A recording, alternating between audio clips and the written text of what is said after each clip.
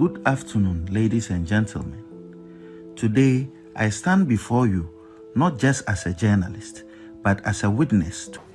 The guy will remove everything for everybody to see who Anas is. And yes, there's a court to make up. You hear this song before? Yes, Kennedy Agyapong even have a master. Kennedy Agyapong master. Okay, Kennedy Agyapong master is Anas. So, it only 18 October thereabout, though, Anas came out with a video titled Betraying the Game. And then this resulted in a serious problem. Anas was sued Kennedy Agyapong to court, but unfortunately, in 2018, the case was ruled in favor of Kennedy Agyapong. But still, the case was fly out to US, and unfortunately, it's ruled in favor of Anas and asked Kennedy Agyapong to pay $80 million to Anas for defamation and calling him a liar, a murderer. In fact, the names we can't even count. But the case is this: will Kennedy Agyapong, looking at who he is, will he pay this amount of money to Anas? In our initial finding, we awarded $18 million and a breakdown presuming $5 million, actual $5 million, and punitive $8 million. With your verdict and your note, your jury service in this case is complete. So let me say, well, back court. I only made 5 man, cash man. I be in court. I be a tantanas with him. And then you can sky the guy will remove everything for everybody to see who Anas is. Let's watch the video of what Anas said after the case was ruled in favor of him. Good afternoon, ladies and gentlemen. Today, I stand before you not just as a journalist, but as a witness to history, a child of Ghana's turbulent past, and a soldier in the fight for truth.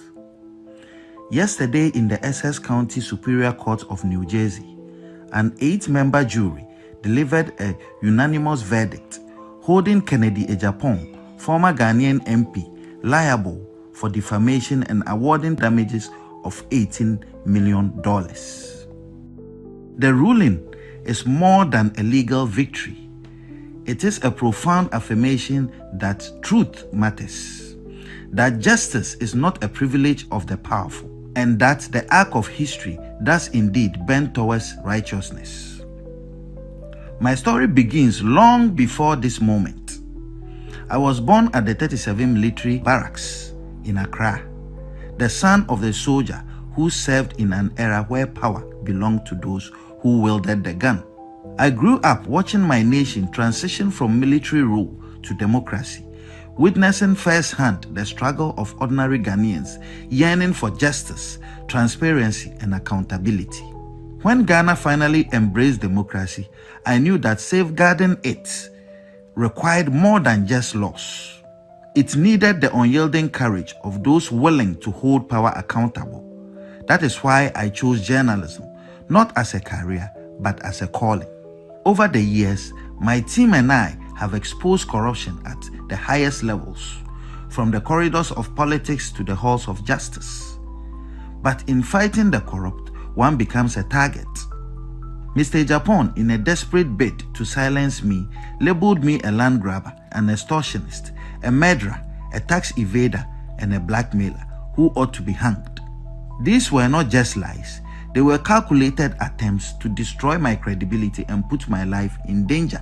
While Ghana's legal system failed to deliver justice in 2018, the US court upheld truth. This case was not easy. Proving defamation in the United States requires establishing actual malice by a clear and convincing evidence standard, one of the highest legal thresholds in the world. That the jury ruled 8-0 in my favor on every count is a testament to the fact that Mr. Agyapong acted with reckless disregard.